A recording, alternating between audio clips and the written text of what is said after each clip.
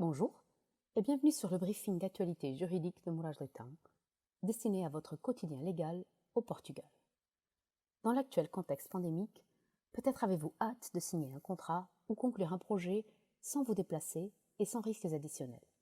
L'actualité, c'est le décret-loi numéro 12/2021 du 9 février, qui règle la validité, effectivité et valeur probante des signatures électroniques non présentielles au Portugal.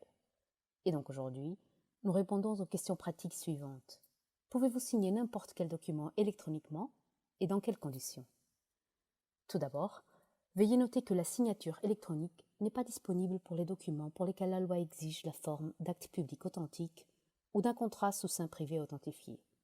C'est le cas par exemple des prêts civils de valeur supérieure à 25 000 €, des contrats de constitution de société, des pouvoirs irrévocables et en général des contrats relatifs à des immeubles. Dans ces cas spécifiques, il faudra vous rendre physiquement chez un notaire ou un cabinet d'avocats qui assureront les formalités essentielles. Par contre, pour tous les contrats sous forme écrite, la position d'une signature électronique qualifiée, certifiée par une entité dûment accréditée, sera dorénavant équivalente à une signature autographe.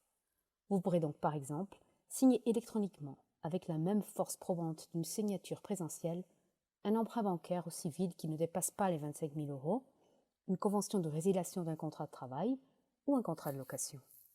Mais attention, pour obtenir un effet probatoire équivalent à un autographe, la signature électronique doit être créée, vérifiée et validée par un prestataire de services de confiance qualifié satisfaisant aux exigences légales. Au niveau européen, les services fournis par des prestataires de services de confiance établis dans un État membre sont reconnus par les autres États membres. Le registre central européen et le registre national d'entités accréditées est accessible sur le site du cabinet national de sécurité, Gabinet Nacional de Segurança. Sa consultation vous permettra de vérifier directement si votre prestataire de service habituel de certification de signature est officiellement enregistré pour ces effets. Si vous avez urgence de signer un contrat et ne disposez pas de signature électronique qualifiée, vous pourrez aussi convenir, avec votre contrepartie contractuelle, l'utilisation d'un autre moyen d'identification électronique, à condition que ceci soit préalablement accordé et accepté par tous, dans le cadre d'une convention de preuve valide. Dans ce cas-là, et pour ne pas courir de risques, assurez-vous que la convention préalable est correctement rédigée par un avocat.